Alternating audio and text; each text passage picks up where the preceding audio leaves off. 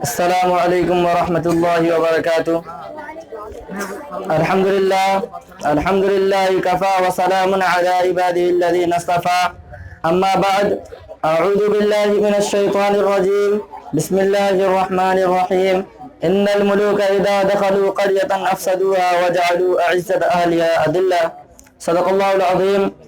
محترم مہمانان کرام، اساتذہ اعزام اور عزیز ساتھیوں، میری تقریر کا عنوان ہے جنگ آزادی اور مسلمانوں کا حصہ۔ جب چمن کو لہو کی ضرورت پڑی سب سے پہلے ہماری گردن کٹی، جب چمن کو لہو کی ضرورت پڑی سب سے پہلے ہماری گردن کٹی، پھر بھی کہتے ہیں یہ ہم سے اہل چمن، یہ ہمارا چمن ہے تمہارا نہیں۔ محترم حضرات، قوموں کی اس طویل تاریخ میں اس صفائے ہستی پر غلامانہ زندگی بسر کرنے کی بے شمار مثالیں ملتی ہے۔ ان بدنصیب ملکوں میں ہمارا ملک ہندوستان بھی شامل ہے، جس پر ایک زمانے تک انگریز سامراج نے حکومت کی ہے۔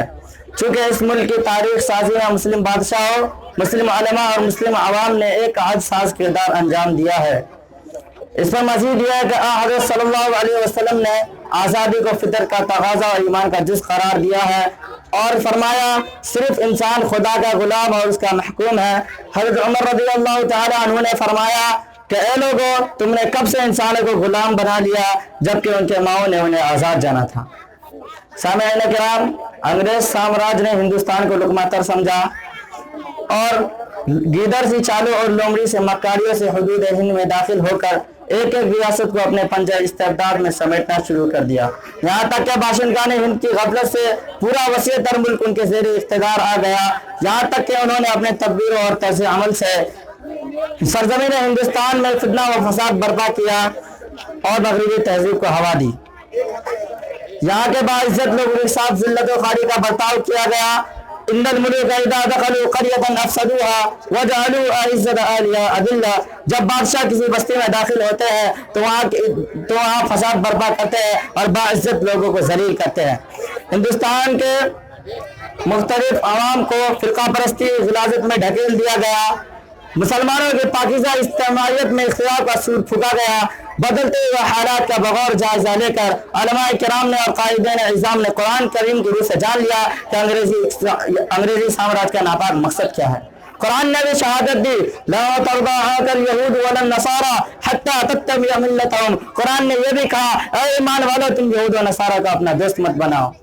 ہندوستان کے عوام خصوصاً مسلمانوں نے توقع غلامی سے آزادی حاصل کرنے کے لیے عظیم ترین قربانیاں پیش کی، جلا وطن کیے گئے، قید کیے گئے، نظر بندوں قتل کیے گئے، سخت ایذا و تکلیف دی گئی، حتیٰ کہ تختہ دار پر بھی مسکراتے رہے۔ 1833 میں سید احمد شہید اور سید اسماعیل شہید رحمہ اللہ بالا کوٹ کے علاقے میں شہید کر دیے گئے۔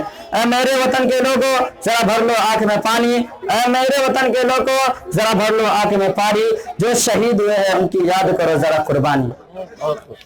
1828 عیسوی سے 1857 عیسوی تک انگریزوں نے خوب ستم مچایا، علماء کرام کا قتل عام شروع کیا گیا۔ اسی دوران جن 500 علماء نے جہاد آزادی کے فتوے پر دستخط کیے تھے وہ بھی بالآخر زندگی قید سے آزاد کر دیے گئے۔ 1919 عیسوی میں بربریت کا پتلا جنرل ڈائر نے امرتسر میں 2000 فوجوں کو فائرنگ کا حکم دیا، جس کی وجہ سے 379 افراد ہلاک اور 1200 زخمی ہوئے۔ آزادی کے لیے علی برادران کی والدہ نے اپنے لاڈلوں کو وقف کر دیا۔ شاعر نے کہا بولی اماں محمد علی کی، بولی اماں محمد علی کی، جان بیٹا خلافت پہ دے دو، پھانسی آئے اگر تم کو جانی مانگنا مت حکومت سے پانی، پھانسی آئے اگر تم کو جانی مانگنا مت حکومت سے پانی، بری اماں کا کچھ غم نہ کرنا، جان بیٹا خلافت پہ دے دو۔